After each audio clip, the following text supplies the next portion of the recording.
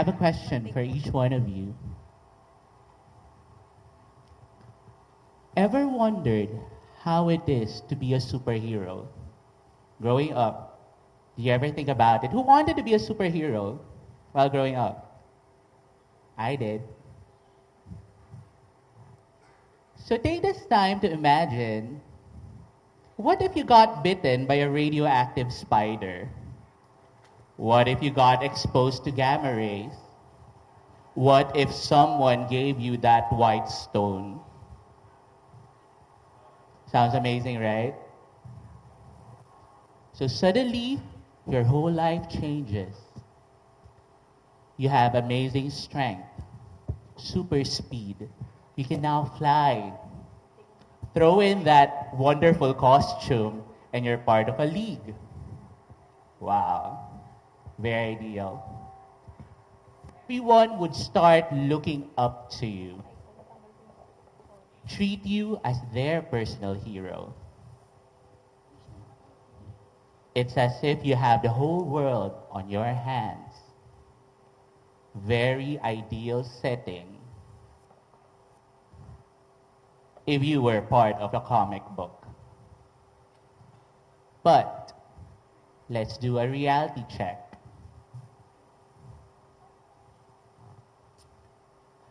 Fast forward to one Saturday wherein you saw the posts of your friends while they were out with their family, having fun, watching movies, enjoying their lunch. You were inside your room, nursing your bruised ego from the physical beating and the verbal bashing you got from your own. School was no different. While everyone else was saying high school is the best time in your life, you watched them hang out with other friends, enjoying themselves.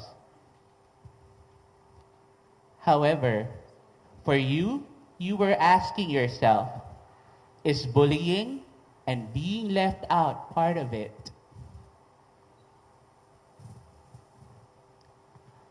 Growing up then, you begin to be optimistic. Maybe that's just a phase, part of a cycle. However, after several physically abusive relationships and a betrayal of a friend which left you almost bankrupt, you begin to ask yourself why. You find yourself lonely, depressed, feeling unworthy, unloved, doubting yourself, and asking this question. Why me?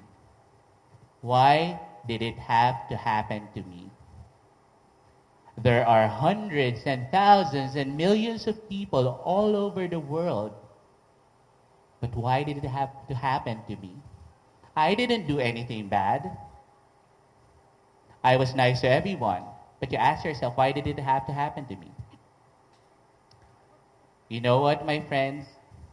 That was the very question I asked myself. Because the one you saw earlier was my story. My story is similar for 6 other Filipinos every single day who commit suicide.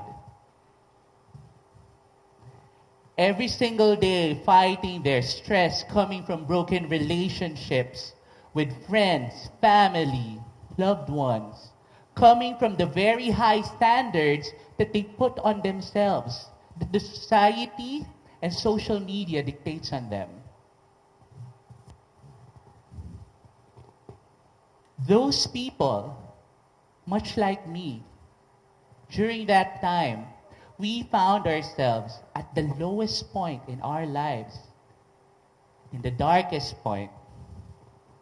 But come to think of it, guys, when you reach the lowest point in your life, you would see that through those scars, through those cracks, through all those things that made you broken, your inner light will shine through. That is your power within. The power to make that life-changing choice, whether to stay there or move on and forward. The power of taking responsibility. The power of owning why me. That's exactly what I did. When I hit the lowest point in my life, I started telling myself, maybe I can actually grow from this experience. Maybe I have a bigger purpose. Maybe I can inspire others with my story. Instead of asking myself repeatedly, why me? I focus on those maybes. Maybe someday I would recover. Maybe someday I will be better. Just maybe someday I will be my best. And that's how I began to enjoy my personal journey. I accepted myself, my brokenness, my flaws, and all, thinking that I would always be more than enough, and no one should ever and could ever make me feel otherwise. I also took time to grieve, to cry, to release my anger over lost opportunities, broken relationships, all the bad things that I experienced. It's very much important that you guys actually do the same. But when you grieve, when you cry, give yourself a deadline. Make sure that when the last tear falls, thereafter you would go up and prove to the world that you can do otherwise. And finally, the hardest thing was to forgive myself for not being perfect, for just letting things be, for committing mistakes.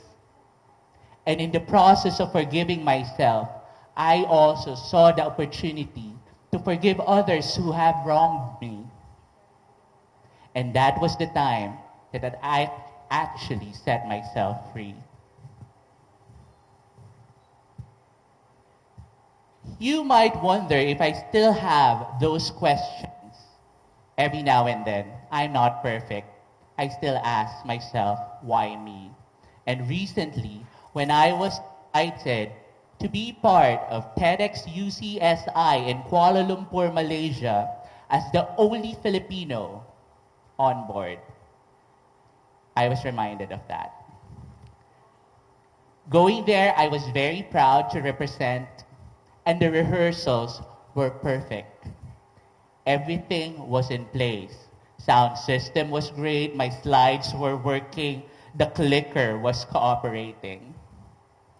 And during that day, lo and behold, when it was my turn to speak as the sixth speaker, the mic did not work on my second slide, and my clicker gave up on me.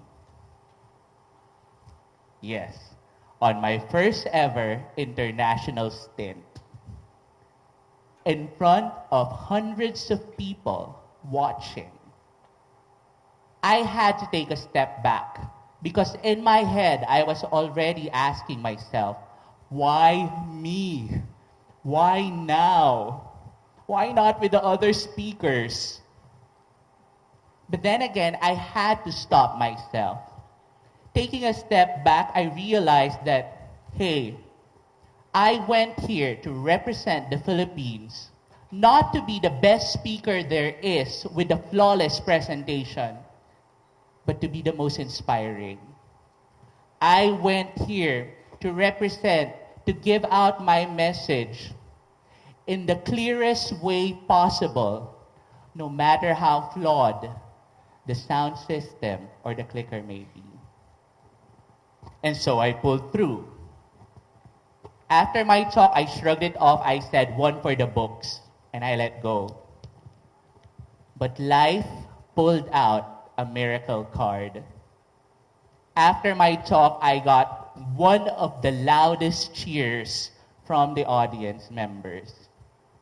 And during break time, the organizers approached me and apologized and asked me to record my speech flawlessly. So you wouldn't see any speech in TEDx that is flawed from me. I thought the miracles would stop there. But guess what? When I was about to leave, several students followed me outside, notwithstanding the fact that there were speakers speaking in front, to tell me how much I inspired them by moving on and forward from what initially stopped me. And right then and there, I knew the answer to my question. Why me? Because it had to happen to me. Because my goal was to inspire, and I did just that. The results were overwhelming, and as I speak right now, I still get messages from people I don't know showing me the love and support, telling me how my message wasn't stopped with that unfortunate incident. And I carry it on with each and every talk that I give, hoping to cascade the same message to you guys. So at this point in your life right now, as you are seated there, it's not a coincidence. You are exactly where you're meant to be. Whatever you're going through, whatever you've been through, and whatever awaits you, know that it's okay. Hang on. Never, ever ask yourself this question. Never ask yourself, why me? Because now, come from the power within, the power of taking responsibility. And this time around, the question to ask is, why not? Simply because you're on your way to becoming your own #BestMeEver. My name is Myke, and allow me to journey with you. Thank you very much.